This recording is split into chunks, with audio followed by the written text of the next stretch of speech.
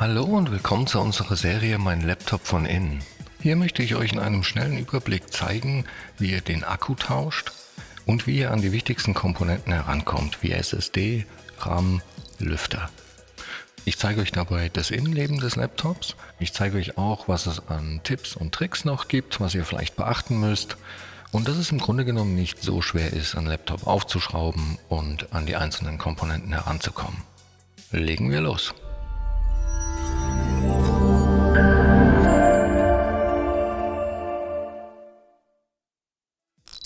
So, wir haben hier ein Dell Vostro 3500 und ich zeige euch auch gleich, wo ihr die genaue Modellnummer finden könnt. Aber zuallererst trennen wir mal das Laptop vom Ladekabel. Die genaue Modellnummer finden wir bei diesem Gerät auf der Rückseite und zwar wirklich super schwer zu lesen hier oben. Und mit dieser Modellnummer findet ihr auch sehr einfach alle Ersatzteile speziell für dieses Gerät bei uns im Shop. Allgemein kann man zu dem Gerät noch sagen, dass ein Displaytausch relativ unkompliziert ist. Man kommt an das Display von vorne dran und braucht nur den Frontrahmen zu lösen. Die Tastatur kommt zusammen mit dem Topcase.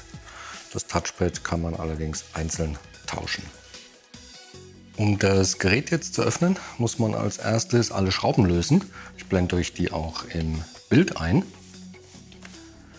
Und als Besonderheit ist hier, dass die beiden Schrauben oben links rechts im Gehäuse bleiben. Die werden also nur gelockert und kommen nicht ganz raus. Die anderen werden komplett rausgenommen.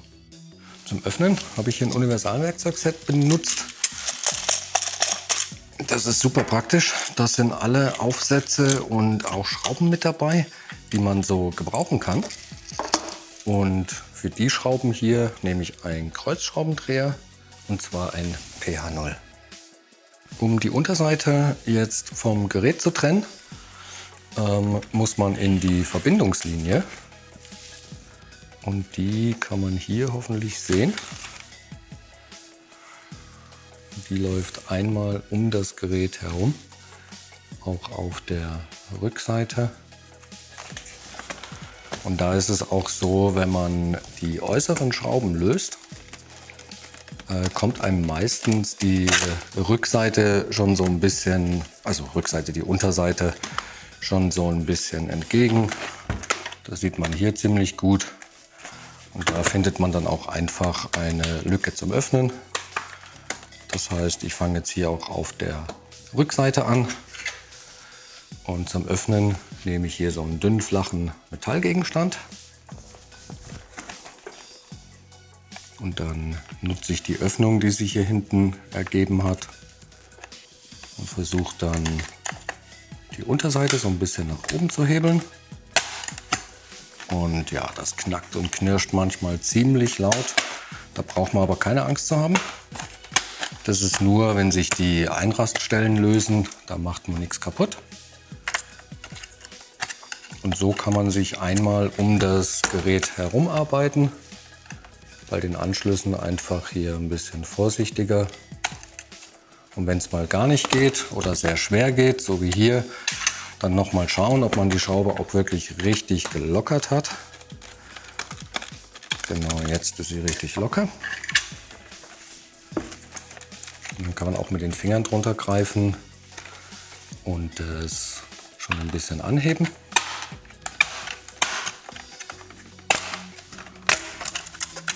Und meistens kann man dann schon wie hier das mit ein bisschen Wippen einfach trennen.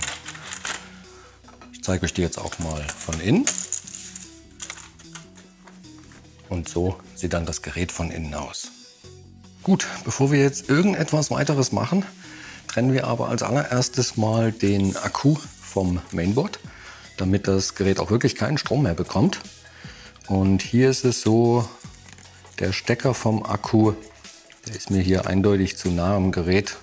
Das heißt, ich werde den Akku jetzt erstmal rausschrauben und dann hat man da mehr Platz. Den Akku kann man dann einfach aus dem Gerät nehmen. Nach oben hin Der ist hier unten ein kleines bisschen eingehangen und jetzt hat man auch Platz, um den Stecker zu trennen. Und der ist nur hier oben ein bisschen aufgeklebt. Und ansonsten kann man den einfach nach hinten hinwegziehen. Man kann den da auch am Kabelbund fassen und dann mit ein bisschen Wackeln einfach abziehen. Eine weitere Besonderheit hier ist, dass wenn man einen neuen Akku bestellt, das Akkukabel im Normalfall nicht dabei ist. Das heißt, das kann man hier trennen, auch einfach abziehen und aufheben, weil das muss man dann an dem neuen Akku auch wieder befestigen. Gut, was können wir hier noch sehen? Wir sehen hier drüben Platz für eine 2,5 Zoll. Vielleicht ist da auch eine verbaut. Wenn nicht, die Halterung und das SATA-Kabel ist im Normalfall immer mit dabei. Und dann muss man das nur noch hier verbinden und das Gehäuse von der Seite einschrauben. Und das ist also super praktisch und schnell. Wir sehen hier die beiden RAM-Slots, von denen jetzt nur einer belegt ist. Hier drüben ist die SSD, die ist unter einer Abdeckung, aber dazu später gleich mehr. Dann sehen wir hier noch den Lüfter und den Heatsink, der die CPU kühlt. Und da ist das WLAN-Modul und die beiden Antennen. Direkt unter dem Akku ist hier übrigens auch das Touchpad. Und um das zu lösen, muss man diese Schrauben hier rausnehmen. Man muss noch dieses kleine Klebeband hier abziehen und man muss das Kabel, was das Touchpad mit dem Mainboard verbindet, lösen. Und hier ist es so, das ist ein Kippstecker, also nicht einfach am Kabel ziehen. Den klappt man zuerst nach oben und das gibt dann das Kabel frei und dann kann man das einfach rausziehen. Beim Wiederverbinden ist es so, da achtet man einfach nur drauf, dass das Kabel richtig drin steckt. Da ist auch so eine kleine Linie. Und bis dahin kommt das Kabel wieder rein. Und dann klappt man das wieder zu und hat es schon erledigt. Den RAM zu tauschen ist super einfach. Dafür muss man nur die beiden Klammern hier an der Seite so ein bisschen nach außen ziehen.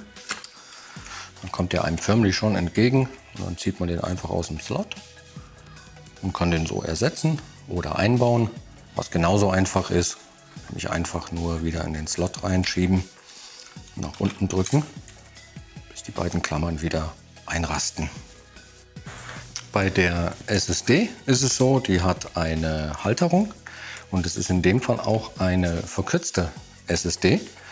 Auf jeden Fall muss man die Halterung und die SSD an sich rausschrauben. Und bei der Schraube hier ist es so, die hat wahrscheinlich eine kleine Unterlegscheibe unten drunter. Da reicht es also, wenn man die löst, falls sie nicht ganz rausgeht. Die Halterung an sich ist hier seitlich so ein bisschen eingehängt. Das heißt, man kann die einfach nach oben hin abnehmen und dann so ein bisschen zur Seite rausziehen. Genau. Und dann sieht man hier, da ist jetzt die verkürzte SSD aufgeschraubt. Das heißt, wenn man die einfach tauschen will, dann muss man nur diese Schraube lösen und die neue hier drauf machen. Wenn man statt der verkürzten SSD eine lange SSD einbauen will, muss man ein entsprechendes Blech dafür auch kaufen, weil das wird da nicht funktionieren. Man kann aber auch tatsächlich die lange SSD auch ohne die Abdeckung hier einbauen und dann da hinten verschrauben. In beiden Fällen machen wir das jetzt wieder hier rein, schieben das unter die Halterung da und verschrauben das wieder. Den Lüfter kann man bei diesem Gerät auch einzeln tauschen. Der wird von diesen beiden Schrauben hier gehalten. Und man muss natürlich auch das Lüfterkabel trennen. Und da das sehr dünn ist, würde ich da nicht direkt dran ziehen. Eher versuchen, den Stecker seitlich zu fassen. Und dann mit ein bisschen Rütteln nach hinten rauszuziehen.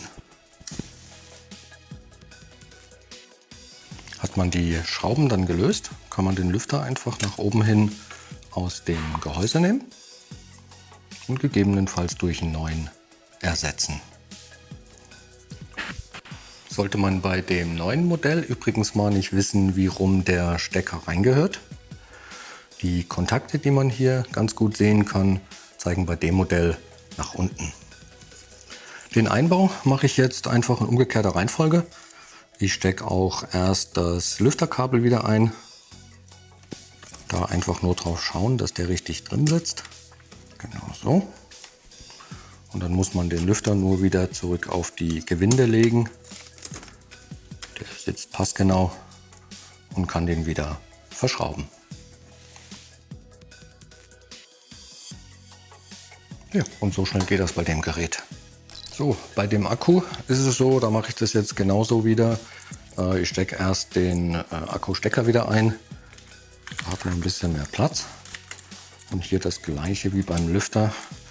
Einfach schauen, dass der wirklich bis ganz drin sitzt. Und der wird an dieser einen Stelle hier unten ein bisschen eingehangen. Und dann passt der exakt auf die Gewinde drauf. Man muss den dann nur noch verschrauben und ja, super schnelle Angelegenheit hier.